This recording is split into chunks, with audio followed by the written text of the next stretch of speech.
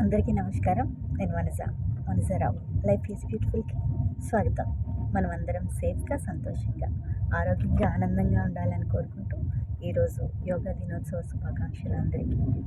ప్రతిరోజు ఒక half an hour, minimum half an hour yoga, walking, minimum చిన్న చిన్న ఎక్సర్సైజెస్ చేస్తూ మన ఆరోగ్యాన్ని మనం కాపాడుకుందాం.